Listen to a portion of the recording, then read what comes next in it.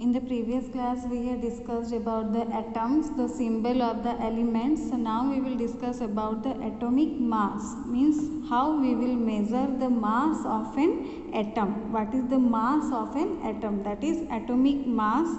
So when we are measuring our weight, we are using a weighing machine and we are measuring whether we are measuring our weight or some substances or fruits weight we are measuring. We are using a weighing machine and then we are measuring. Similarly, if we will measure the mass of an atom, then how we will measure.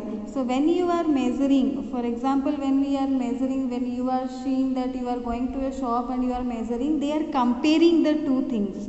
To measure a substance, they are comparing the two things. But the atoms, they are very tiny and small, that what can be used for the comparison of atom. So for that, John Dalton, he said that he took another atom and compared the atom to find out the mass of the atom. So according to the John Dalton, each element had a characteristic atomic mass. So that can explain the law of constant proportion, and the scientists, they were also prompted to measure the atomic mass of an atom. For example, carbon monoxide. Carbon monoxide is formed by carbon and oxygen. Carbon and oxygen, from carbon and oxygen, carbon monoxide is formed, and it was observed experimentally that 3 gram of carbon combines with 4 gram of oxygen.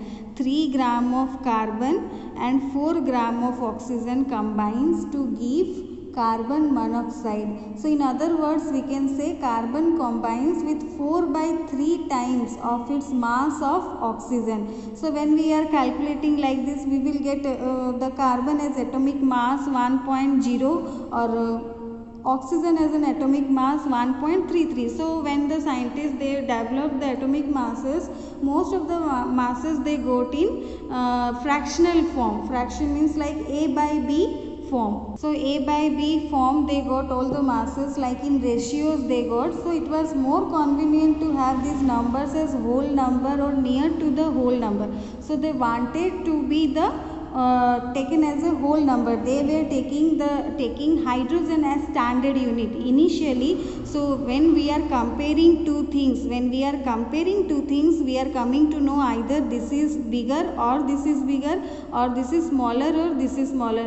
For example, when we are comparing two numbers 2 and 4, so when you are comparing 2 with 4, you can identify 2 whether it is smaller than 4 or bigger than 4. Similarly, two atoms were taken to consider the masses, to get the masses, and initially the standard mass was hydrogen. The standard mass was taken as hydrogen to calculate all the masses, atoms of all the masses of all the atoms. Hydrogen was taken as the standard, but that time most of the masses what the scientists got, that is in the ratio form. So they tried to adjust the standard mass. So that they can get the whole numbers or near to a whole numbers. So first of all, the atomic mass, that is the unit is abbreviated as AMU, atomic mass unit. AMU is used. It was used as DA also, since Dalton introduced this atomic mass, so it was used as DA also. Otherwise it is abbreviated as AMU, atomic mass unit. But now latest recommendation by IUPAC, it is now written as only unified mass. So the scientists try to adjust the standard mass so that they can get the whole numbers. So if we will take the actual masses, then hydrogen, I will take few examples whose actual masses are. So these are the actual masses. Hydrogen 1.67 into 10 to the power minus 24 gram, carbon 1.99 into 10 to the power minus 23 gram, and oxygen 2.66 into 10 to the power minus 23 gram. So these are the actual masses of this. Then when the scientists think of changing the standard atoms standard to get the mass as a whole numbers, so while searching for various atomic mass units, scientists initially took oxygen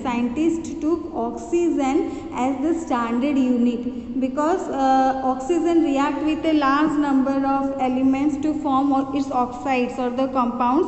So oxygen reacts with most of the elements oxygen reacts with and form its oxides, and the atomic mass unit gave the masses of most of the elements as whole number.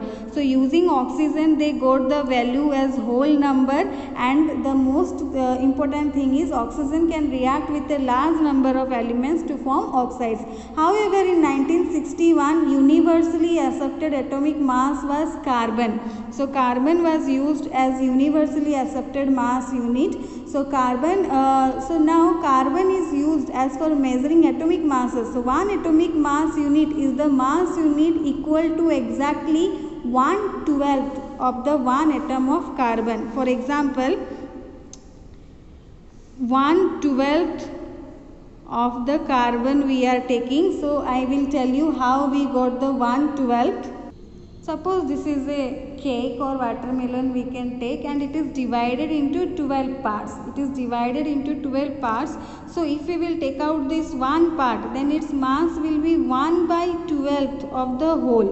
So if we will consider only one if we will take, then its mass will be 1/12 of the whole. So now you think that this is carbon atom. And the carbon atom is divided into 12 equal parts. So now here one part of carbon unit, that is taken as 1/12 of the whole carbon mass. So now we can say that we can find out the mass of each piece relative to the mass of one piece. So we can find out the relative mass unit.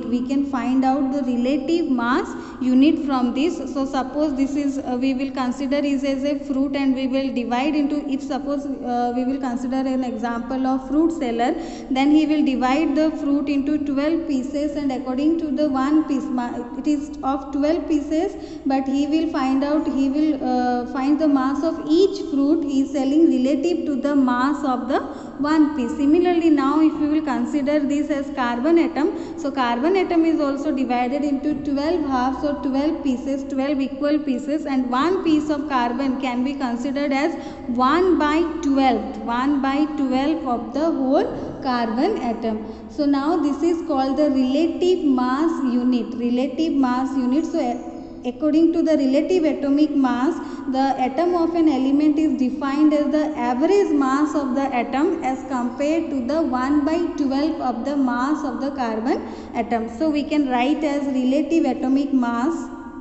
So relative atomic mass can be written as mass of the atom by 1/12 mass of one carbon atom. So for example, now we will take few examples. For example, first of all we will take carbon.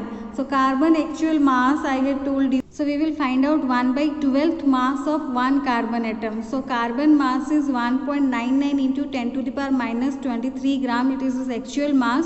So 1/12 of one carbon atom means this much divided by 12. So we will get 1.66 into 10 to the power minus 24 gram. So this is our 1/12 mass of one carbon atom. If we will take the example of hydrogen, then the same formula we will use, mass of the atom by 1/12 mass of one carbon atom. So mass of hydrogen is 1.67 into 10 to the power minus 23 gram. This is the actual mass of the hydrogen by 1/12 mass of carbon atom, which we got 1.66 into 10 to the power minus 23 gram. So we can get the atomic mass unit as 1 U. For hydrogen, the atomic mass unit is 1 U. So another example I am giving, like for oxygen, the same mass of the atom, the oxygen mass is 2.66 into 10 to the power minus 23 gram by 1 by 12th mass of carbon atom, that is 1.66 into 10 to the power minus 24. So we can get the atomic mass of oxygen is 16. So this is how we are getting the atomic mass of the elements. So now you are clear about how atomic mass, the scientists, how they developed the atomic mass or how they got the atomic mass. So first of all, they were considering hydrogen. In the hydrogen they did not get the whole numbers, they were getting the masses in ratio form. So they tried to change the standard atomic mass, that is they changed, first of all they changed to oxygen, because oxygen was giving the masses in the whole numbers, as well as oxygen is very reactive and it can react with a large number of elements to form its compound. But in 1961 universally accepted atomic mass was carbon, because carbon is very relevant and it is very resistant. So carbon was used as 1 by 12th of the carbon mass of carbon atom was used as a standard, and we got the masses of different elements. Some more masses you can see. Mass of hydrogen is 1 U, carbon 12 U, nitrogen 14 U, oxygen 16 U, sodium 23 U, magnesium 24 U, sulfur 32 U, chlorine 35.5 U, calcium 40 U. So now you learn all these things, but slowly you can establish a relation between the atomic number and atomic mass. So now you don't know the atomic number, so now you read these atomic masses of the elements. So when you will read about the atomic number, you can find out a relation between atomic number and atomic mass, so that it will be very easy for you to calculate the atomic mass. So if we will see the existence of atoms, then most of the atoms of most of the elements, they are not able to exist independently. So the atoms form molecules and ions. These molecules or ions aggregate in the large number to form matter that we see or feel or touch. So most of the atoms, they are not able to exist independently. So they form molecules and ions. So in the next class we will discuss about what is molecule or what is ion. Till then, you read the atomic mass and find out how the atomic masses are coming, and you can learn them also in the table given in your book. From that table you can learn the atomic masses of different elements.